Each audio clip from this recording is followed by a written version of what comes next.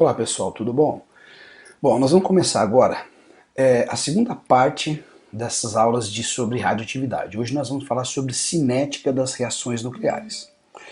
Eu deixei para vocês lá, junto com esse vídeo, né, dois videozinhos lá daquele Tudo se Transforma, que fala sobre radioatividade, que vai falar um pouquinho sobre o que a gente vai tratar nessas duas aulas aqui de radioatividade, certo?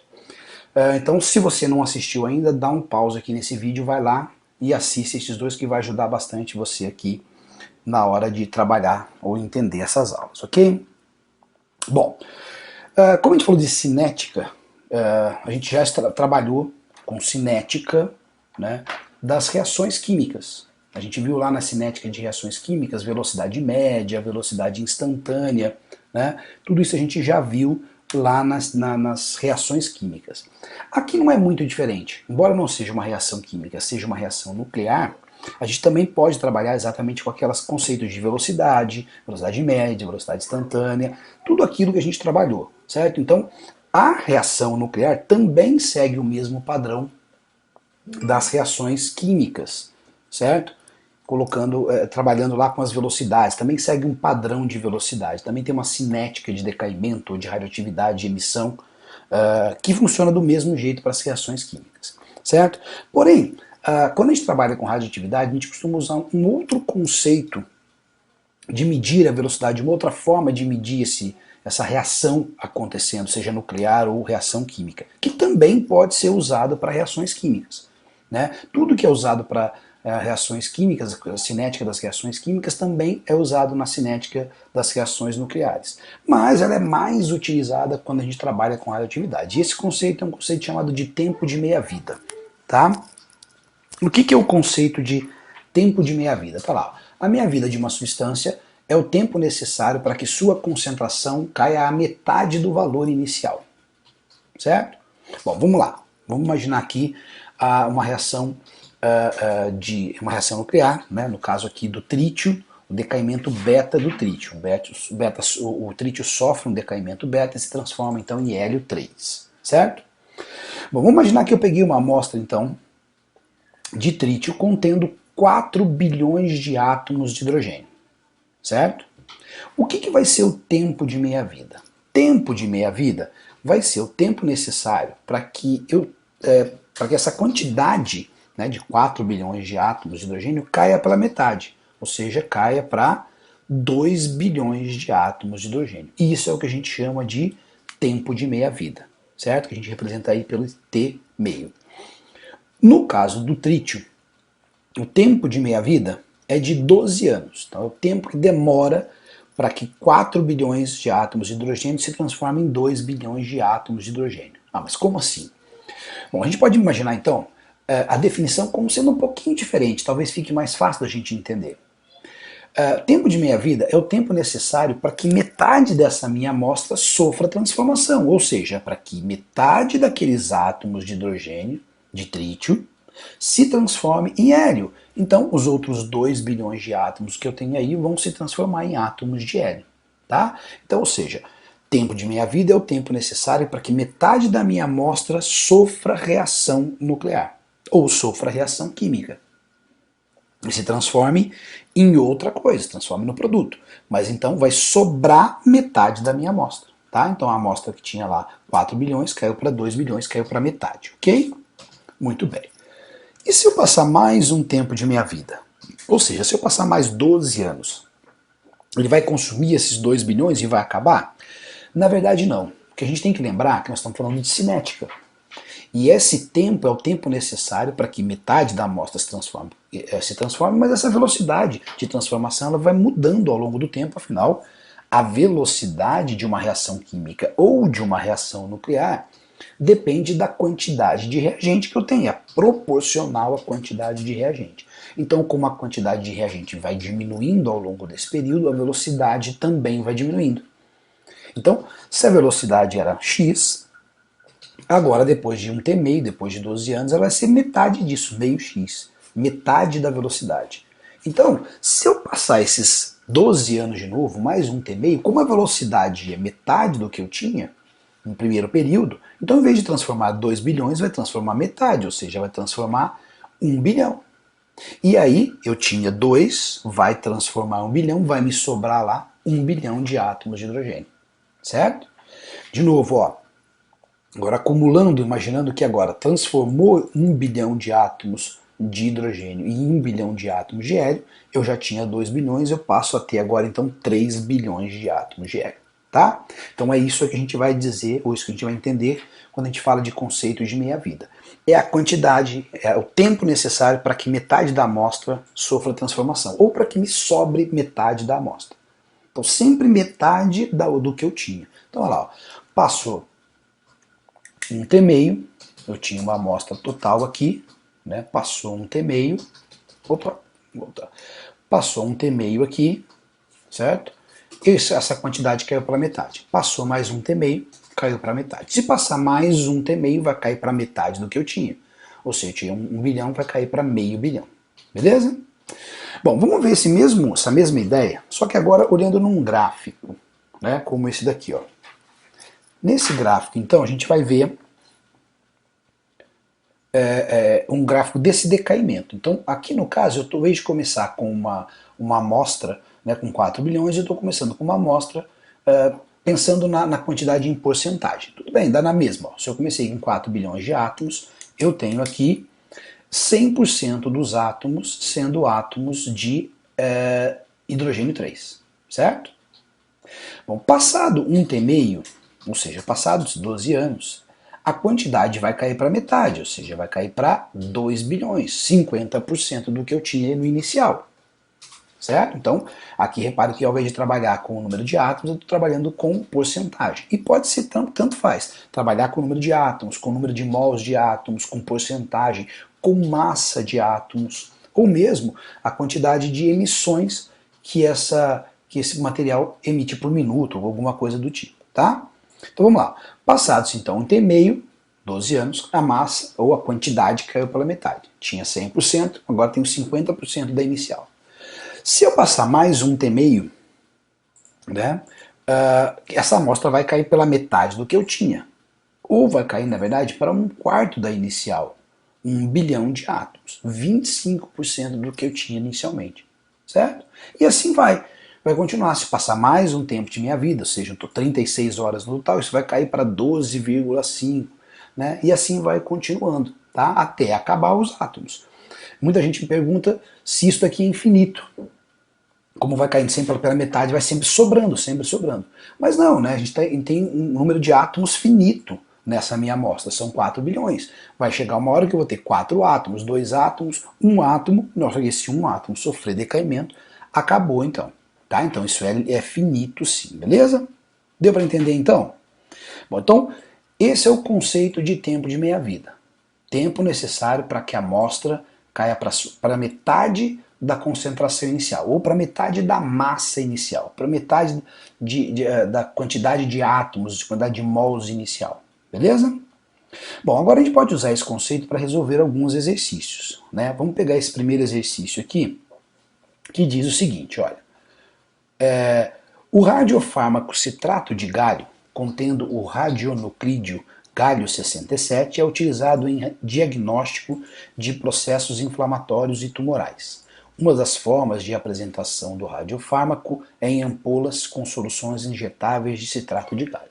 Bom, esse a gente vai encontrar vários exercícios falando desses medicamentos, né? Alguns medicamentos, tanto de combate ao câncer quanto para fazer diagnóstico, como nesse caso aqui, né, de câncer ou de processos inflamatórios, fazer algumas análises, seja por imagem, né, neuroimagem, a gente vai pegar imagem ou por raio-x ou por ressonância, a gente vai pegando esses compostos aí, identificando a quantidade onde ele está e a gente consegue fazer diagnósticos usando isso. Então, esse conceito de meia-vida vai ser muito comum, né, nessa velocidade da cinética desses medicamentos, porque é importante a gente saber, já que eles têm material radioativo, eles sofrem decaimento, alguns decaimentos, alguns tempos de meia-vida de alguns elementos são muito curtos.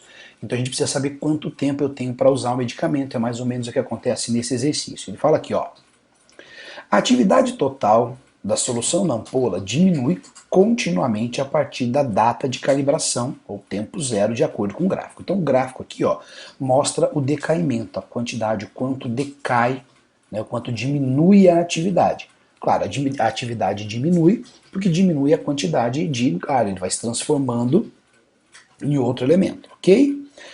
Bom, aqui essa atividade está medida em MBQ. Esse MBQ significa megabecquerel. Tá? Lembrando que Becquerel foi aquele cientista que descobriu a radioatividade, né? A partir lá do experimento que ele fazia, né, com urânio, ou com óxido de urânio, ele descobre a radioatividade. Então, em homenagem a ele, a gente usa a atividade de megabecquerel. Beleza? Então aqui está mostrando para mim esse decaimento, o quanto essa atividade vai diminuindo ao longo do tempo. Aí ele diz assim, ó, o médico estipulou que para determinada aplicação desse radiofármaco, a solução da ampola tem que ter atividade mínima de 92,5 megabecquerel. Nesse caso, a ampola só pode ser utilizada no paciente se for num prazo máximo a partir da data de calibração T. Bom, vamos abrir um espaço aqui para a gente poder escrever. E vamos dar uma olhada aqui, ó. Deixa eu pegar uma caneta para a gente entender. Aqui, ó, no tempo igual a zero no gráfico, ele me diz que a atividade é de 740 megabecquerel. Beleza? Bom, depois de 80 horas, ele mostra aqui, ó, 80 horas, essa atividade cai para metade, ou seja, para 370 megabecquerel.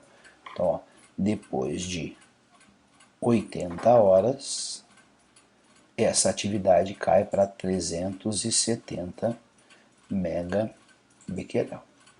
Ou seja, 80 horas, então, é o tempo de meia-vida, tá? Isso daqui, então, é o tempo de meia-vida, T meio, do galho 67. Beleza? Bom, então vamos lá. Essa atividade começa lá com 740, cai para 370 depois de uma meia-vida. Então, se eu passar mais uma meia-vida, ou seja, se eu passar mais 80 horas, acumulando um total então de 160 horas, a atividade então vai cair para metade do que eu tinha aqui. Ou seja, essa atividade vai cair para 185 megabecquerel. Beleza?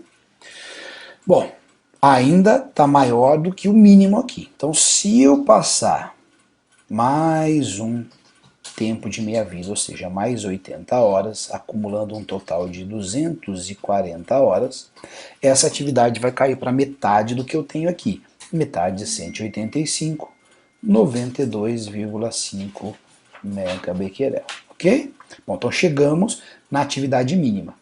E aí eu tenho um tempo acumulado aqui de 240 horas. Só que a resposta aqui ele quer em dias. Mas vamos lá. Ó. Se um dia equivale a 24 horas, 240 horas, x dias. Bom, isso daqui para cá eu multipliquei por 10, daqui para cá eu multiplico por 10, ou seja, o total vão ser 10 dias. Tá? Então, resposta alternativa C, 10 dias. Beleza? Bom, a gente vai usar então esse esqueminha lógico aqui sempre para a gente poder resolver os exercícios. Mas é claro, a gente pode também fazer uma fórmula pensando nesse conceito aqui. Então vamos lá, ó. Vamos tentar achar uma fórmula que a gente possa usar para calcular essa quantidade, certo?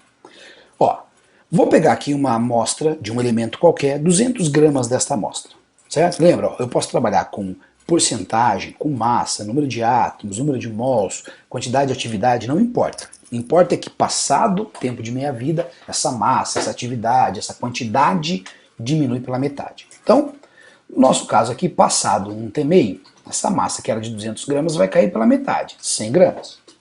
Se passar mais um T-meio, um total de 2 tempos de meia-vida, vai cair pela metade do que eu tinha, um quarto da inicial, ou seja, 50 gramas. E assim por diante. Mais um tempo de meia-vida, 25 gramas. Ok? Tá. Vamos generalizar isso daqui baseado em massa. Lembrando que pode ser massa, número de mols, não importa, quantidade. Eu vou usar aqui como massa, mas pode ser para qualquer coisa. A gente vai ver exercício, inclusive, que a gente vai usar como porcentagem. Ok? Então eu vou fazer o seguinte, vou escrever uma igualdade. Eu quero calcular a massa ao longo desse tempo que está passando, certo? É isso que me interessa. Qual vai ser a próxima massa e assim vai. Então eu vou dizer assim, ó, a massa num determinado momento, a massa aqui, ó, num determinado momento, ela vai ser igual à massa inicial. Tempo zero, a massa é igual à massa inicial, certo? Então tá aqui, ó, massa igual à massa inicial. Deixa eu botar aqui, ó. Bom, passado um t meio, ou seja, caiu pela metade, a massa aqui vai ser a massa inicial dividido por 2, certo? Bom, nesse ponto aqui, como é que eu vou representar isso? A massa nesse ponto vai ser a massa inicial dividido por 4, olha lá, 200 dividido por 4, 50. E nessa última parte aqui a gente pode dizer o seguinte, que a massa nesse período aqui, nesse tempo, né, nesse momento, vai ser a massa inicial dividido por 8, ou seja, 200 dividido por 8, 25, certo? Mas eu preciso colocar tudo isso igual. E se você for reparar, tudo aqui, né, todas essas frações que a gente está vendo aqui, ó, dividido por 2, por 4, por 8, são múltiplos de 2. Inclusive esse primeiro, né, esse primeiro aqui, ó, a gente pode fazer o seguinte, dizer que ele é a massa inicial dividido por 1. Então, para generalizar, já que esses números são diferentes, como é que eu posso usar aqui? Eu posso colocar eles todos na base 2, já que eu tenho números aqui, uma sequência, tudo múltiplos de 2. Então, eu vou escrever assim, ó. Nesse primeiro, esse primeiro de 200 gramas aqui, ó, o m igual a m0 dividido por 1, eu vou escrever como m igual a m0 dividido por 2 elevado a 0. Porque qualquer número elevado a 0 é 1. Então, coloquei aqui no mesmo padrão. Aqui, ó, no segundo, m é igual a m0 dividido por 2 elevado à primeira, que é 2. Então, é equivalente, esta equação aqui é equivalente a essa.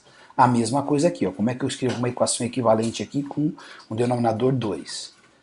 Nesse caso, m vai ser igual a massa inicial dividido por 2 elevado ao quadrado. E o último lá vai ser, m vai ser igual a m0 dividido por 2 elevado ao cubo, né? Que é 8. Então repare que eu coloquei tudo na base 2. E olha que interessante, esses números que a gente tem aqui, eles são exatamente o número de meias-vidas que se passaram, certo? Então, repare, a gente pode generalizar então a nossa fórmula como sendo a massa da amostra em determinado momento vai ser igual a massa inicial dividido por 2 elevado a n, onde n aqui é o número de meias-vidas que a gente faz. Lembrando também que a gente pode calcular o número de meias-vidas, né? Ou melhor, o número de meias-vidas usando o seguinte, se eu pegar o número de meias-vidas vai ser o tempo total, né? O tempo que passou dessa atividade, desse meu experimento, dividido pelo t meio, né? Então eu posso usar aqui para calcular o número de meias-vidas. Então essa é uma outra fórmula que a gente tem. Mas sendo bem sincero, usar as fórmulas não é muito prático na hora de fazer exercício. É mais prático a gente usar naquele conceito lá da lógica lá, né? Fazer assim, igual a gente fez em cima aqui, né? Usando essa lógica aqui. Mas só para mostrar que é possível, vamos fazer um exercício usando fórmula, tá? Eu vou usar tanto a fórmula para resolver o exercício como o esquema da lógica aqui, beleza? Então vamos fazer agora o exercício número 1. O exercício 1 diz o seguinte, ó. O ano de 2000... Opa, volta aqui. O ano de 2017 marca o 30º aniversário de um grave acidente de contaminação radioativa ocorrido em Goiânia em 1987. Na ocasião, uma fonte radioativa utilizada em um equipamento de radioterapia foi retirada do prédio abandonado de um hospital e posteriormente aberta no ferro velho para onde fora levada. O brilho azulado do pó de Césio-137 fascinou o dono do ferro velho, que compartilhou porções do material altamente radioativo com a sua família e amigos, o que teve consequências trágicas. O tempo necessário para que metade da quantidade de césio existente em uma amostra se transforme no elemento não radioativo, o bário 137, é de 30 anos. Ou seja, está falando para mim aqui, ó, o tempo de meia-vida do césio 137 é de 30 anos. Esse é o t meio. Tá? Então vou anotar aqui embaixo. Ó. T meio do césio 30 anos, certo? Em relação a 1987, a fração do césio 137 em porcentagem que existirá na fonte radioativa 120 anos após o acidente será de aproximadamente, vamos usar o seguinte, o tempo então, tempo total decorrido é de 120 anos, tá? Vamos lá, 120 anos. E o que ele quer saber? Qual é a porcentagem? Vamos fazer o seguinte, vamos pegar como massa inicial, já que a gente vai usar sempre como massa, né? A massa de 100 gramas. Por que 100 gramas? Já que ele quer em porcentagem, eu poderia começar com uma massa, ou 100% da minha massa. Usando o 100 fica mais fácil, eu vou encontrar exatamente o valor. Então, vou usar o 100 como massa aqui, só para ficar mais fácil para a gente. Então, a primeira coisa que eu vou fazer é calcular quantas meias-vidas. Então, o número de meias-vidas vai ser o tempo decorrido do experimento, ou no caso aqui 120 anos, dividido pelo t meio, né? Então eu vou ter aqui 120 dividido por 30, que é o tempo de meia-vida. Ou seja, eu vou ter 4 meias-vidas, certo? Passaram-se então 4 tempos de meia-vida. 4, vamos botar assim, meias-vidas, certo? Muito bem, agora vamos colocar na fórmula. Ele quer saber a massa depois de 120 anos, ou a porcentagem após 20 anos. Então vamos colocar, a massa é igual a massa inicial dividido por 2 elevado a n, onde n é o número de meias-vidas. Então vamos lá, a minha massa inicial, para facilitar, coloquei como 100 gramas, dividido por 2 elevado a n, que no caso aqui a gente calculou que é 4. Então isso daqui vai ficar 100 dividido por 2 elevado a 4, 16, certo? Se eu pegar 100 e dividir por 16, isso vai dar para mim 6,25 gramas, ou 6,25% da massa inicial, já que a massa era de 100. Ou seja, o que chega mais próximo, a alternativa mais próxima é a alternativa B, certo? Então, aqui foi usando, a gente resolveu o problema usando a fórmula, tá? Eu vou fazer o seguinte, vamos fazer o mesmo exercício só para mostrar aqui, ao invés de usando a fórmula, usando aquele conceito, aquela regrinha prática, tá? Então, vou voltar aqui então, vamos lá. Bom, eu vou começar com 100% da minha amostra, certo? Agora então eu vou usar porcentagem, afinal de contas a gente já viu que aqui a ideia dele é de porcentagem. Então vamos lá, passado-se um t meio, que é de 30 anos, essa porcentagem, a quantidade vai cair pela metade, vai ser 50% da massa inicial.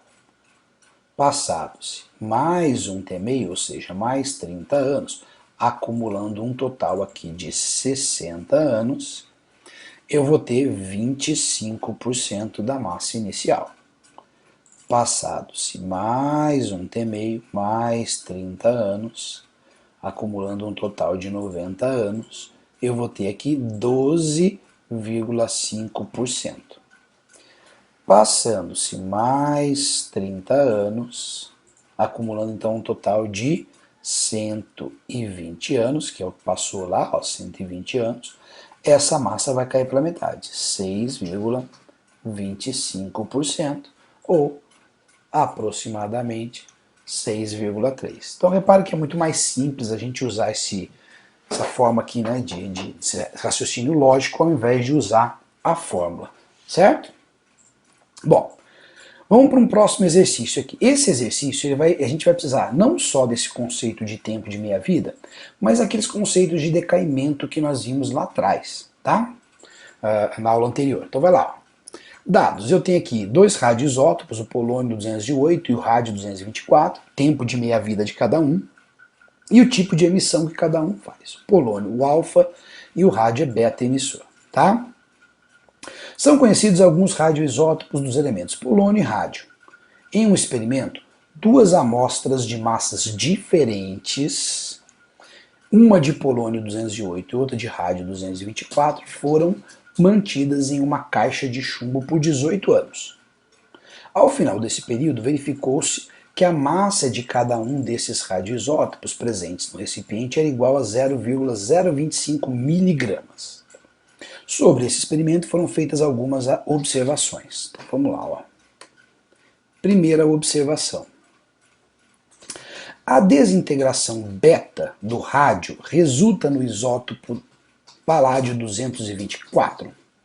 Bom, primeira coisa aqui, nesse caso a gente vai precisar de uma tabela periódica, então você vai ter que pegar uma tabela periódica aí, certo? Para a gente poder resolver esse exercício aqui, porque você vai precisar do número atômico desses elementos para a gente poder resolver, certo? Então vamos lá, ó.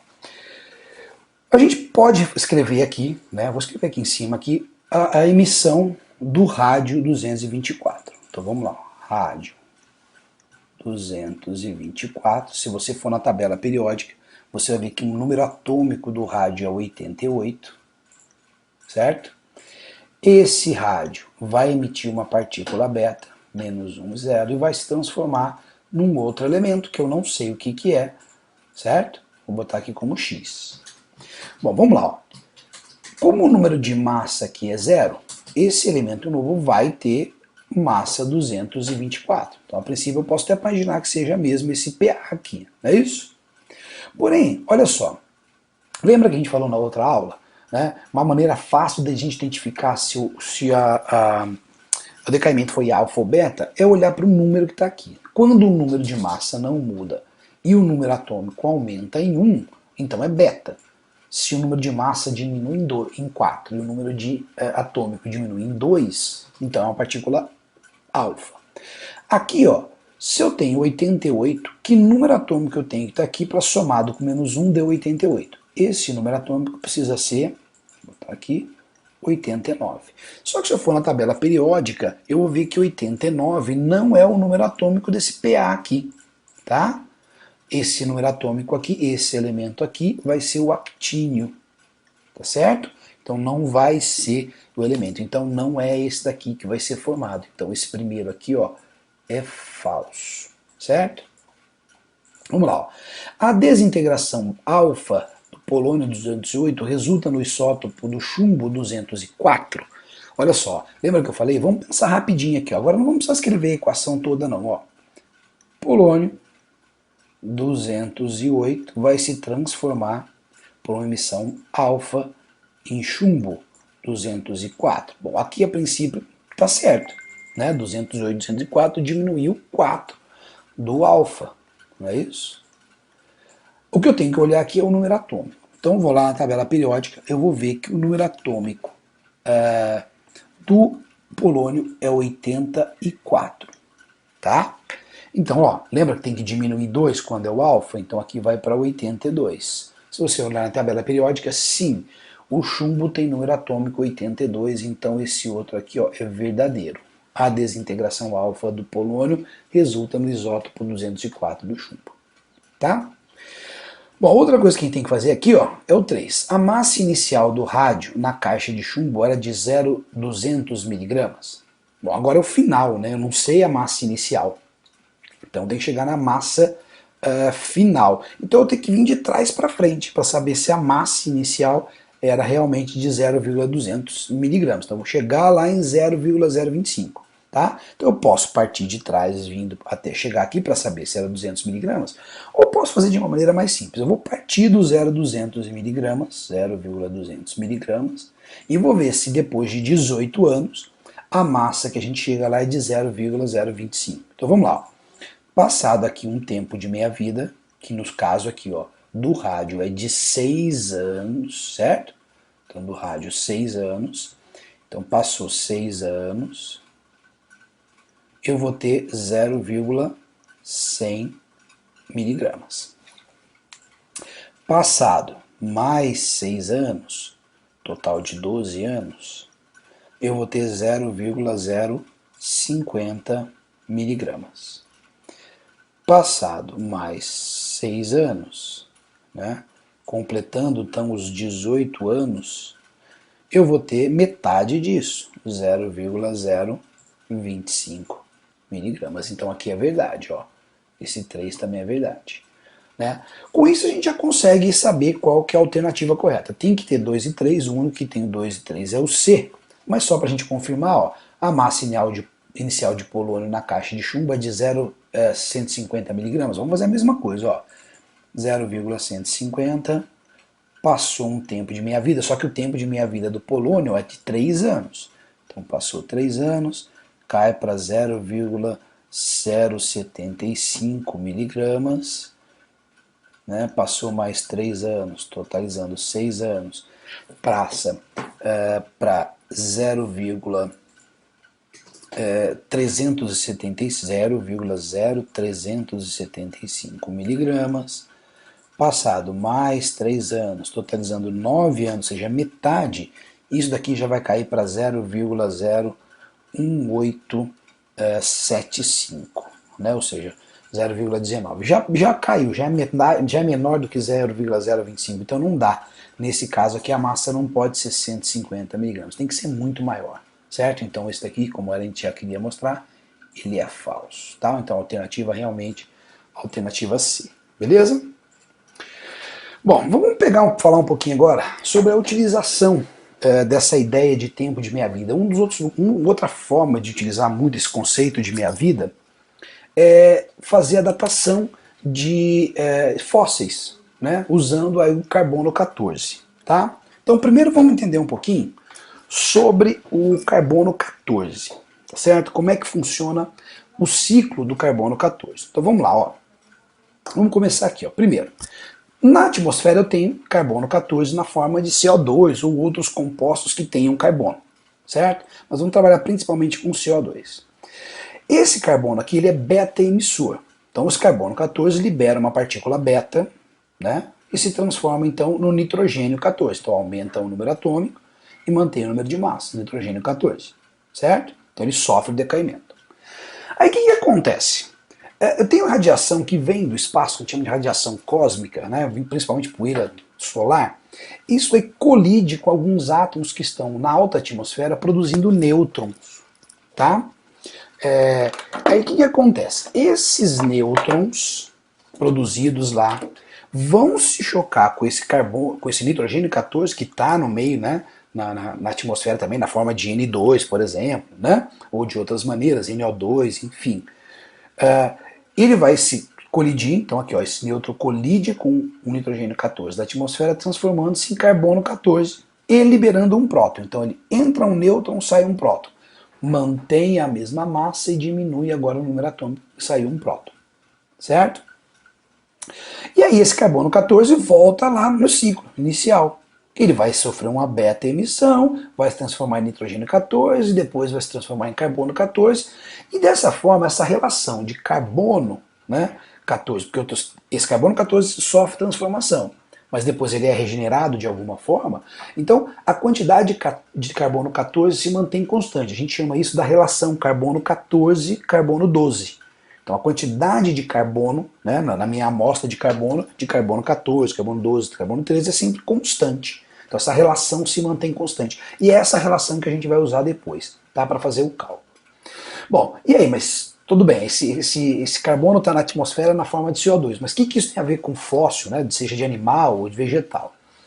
No primeiro momento, né, a fotossíntese das plantas, né, absorve o carbono 14, absorve na forma de CO2, tanto carbono 14 quanto carbono 12.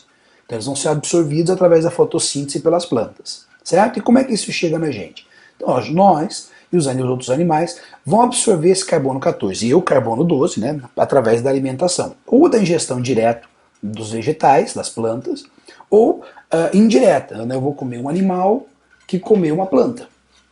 Então, o que acontece com esse ciclo aqui, com essa troca constante, né, tanto das plantas quanto dos animais, de matéria orgânica nesse meio, onde a relação de carbono 14 permanece constante, então mesmo que a gente sofra, os átomos de carbono dentro do nosso organismo sofram um decaimento, como a gente vai trocar o tempo inteiro o carbono pela respiração, pela ingestão de alimentos, esta relação de carbono 14 e carbono 12 também no nosso organismo se mantém constante, não só no ar.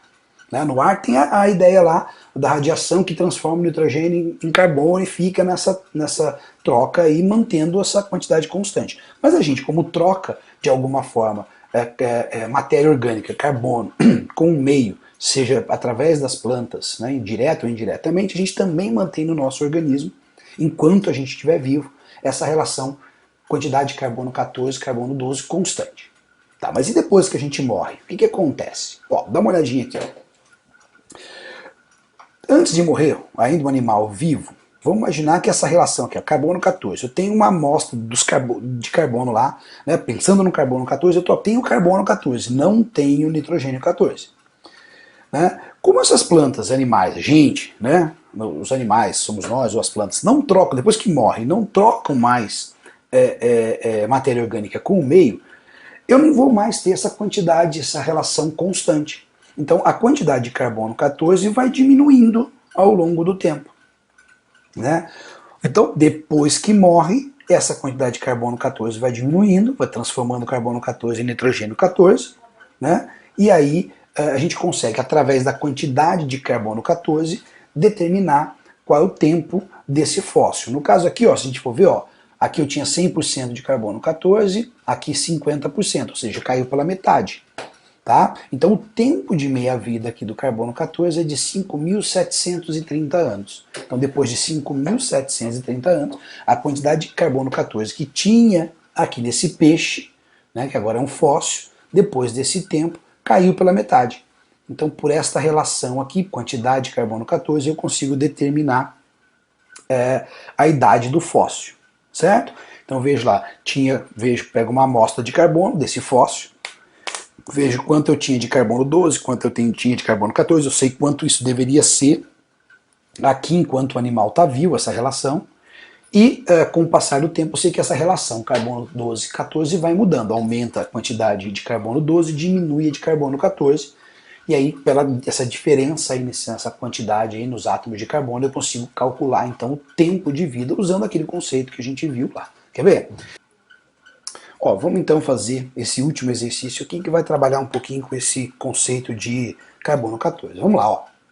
A técnica de carbono 14 permite a datação de fósseis pela medição dos valores de emissão beta desses isótopos presentes no fóssil.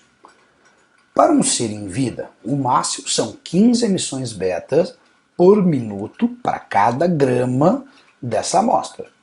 Após a morte, a quantidade de carbono 14 se reduz pela metade a cada 5.730 anos. Então, como nós dissemos lá, esse 5.730 é o tempo de meia-vida. Considere um fragmento fóssil de massa igual a 30 gramas, uma amostra de 30 gramas foi encontrada em um sítio arqueológico. E a medição apresentou 6.750 emissões beta por hora. A idade desse fóssil é, então aqui ó, se você reparar, nós vamos ter que fazer um monte de transformações aí para chegar nos padrões, porque eu sei o número de emissões por hora, né, para esse fóssil, e sei quantas emissões tinha que ter por minuto para cada grama. Então vou ter que botar aí em valores equivalentes. Então vamos lá, ó, pegar aqui e começar fazendo o seguinte. Eu sei que eu tenho 15 emissões, certo? Por minuto, ou melhor, por minuto por grama. Então são 15 emissões por minuto para cada grama, certo? Então vou botar aqui 15 minutos, emissões por minuto para cada 1 grama. Só que eu peguei 30 gramas, então quantas emissões por minuto eu vou ter? Então vai ficar aqui, ó, x vai ser igual a 30 vezes 15, então eu vou ter 450 emissões por minuto, certo? Bom, só que aqui, ó, essa minha amostra vai emitir 450 emissões, fazer 450 emissões por minuto, mas aqui, o meu padrão aqui, a informação que eu tenho, é por hora. Então eu preciso transformar isso aqui para hora. Então vamos fazer assim, ó. Eu sei que eu tenho 450 emissões a cada 1 minuto. O que eu quero saber é quantas emissões eu tenho em 1 hora. Lembrando que 1 hora eu tenho 60 minutos. Então eu vou estar aqui, ó, x vai ser igual a 450 vezes 60. Então eu vou ter aqui um total de 27 mil emissões por hora.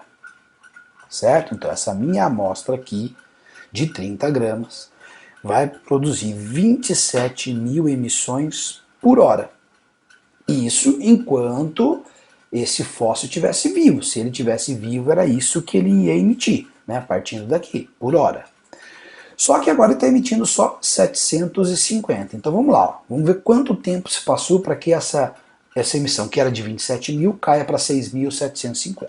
Então, no início eu tinha 27 mil emissões por hora. Passado um tempo de meia-vida, que nesse caso do carbono é de 5.730 anos, isso vai cair para metade, ou seja, 13.500 emissões por hora, certo? Passado mais um temeito, mais 5.730 anos, totalizando 11.460 anos. Isso vai cair pela metade. Metade de 13.500 é 6.750 emissões por hora. Ó, então, passou-se um total de 2 meias-vidas acumulado aqui de 11.460 anos. Então, também a alternativa C. Beleza?